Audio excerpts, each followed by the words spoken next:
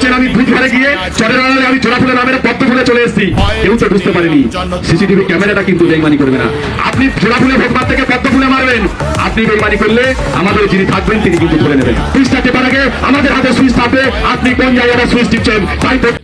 শুনলেন তো, সিসিটিভি দিয়ে নাকি ভোট দেখাবে, আর ওনার হাতে নাকি ইভিএম এর সুইচ থাকবে।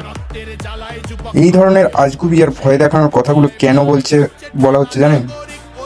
কারণ এদের দিন শেষ হয়ে এসেছে।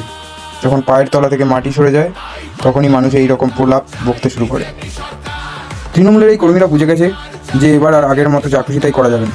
নির্বাচন কমিশন এবার কোমর বেঁধে নেমেছে বাংলায় স্বচ্ছ ভোট করানোর জন্য। কমিশন এবার কারো কোনো আবদার শুনছে না, কারো কোনো ধমক চমকে কান দিচ্ছে না। আর ঠিক এই কারণেই এই কর্মীদের ঘুম উড়ে গেছে।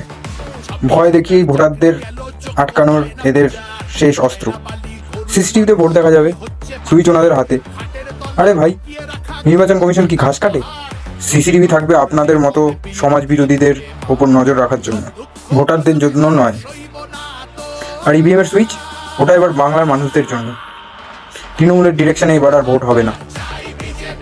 ভোট হবে কেন্দ্রীয় বাহিনীর কড়া পাহারায় আর নির্বাচন কমিশনের নজরদারিতে।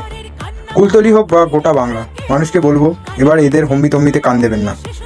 এটা ভয় দেখাচ্ছে কারণ এরা নিজেরা ভয় পেয়েছে। এরা জানে যে মানুষ এবার মুখ ফিরিয়ে নিয়েছে এদের থেকে। কমিশন যখন স্বচ্ছ ভোটের পথে এগিয়েছে তখন আপনার ভোট গোপনই থাকবে, আর সেই গোপন ভোটের চোটেই এদের অহংকার চুরমার হবে। দিন ফুরিয়ে এসেছে দাদা, এখন ভিডিও ভাইরাল করে ভয় দেখিয়ে আর কোনো লাভ নেই। কমিশনের ডান্ডা আর মানুষের ঠান্ডা মাথার ভোট, এই দুটোর চাবুকই এবার আপনাদের পিঠে পড়তে চলেছে।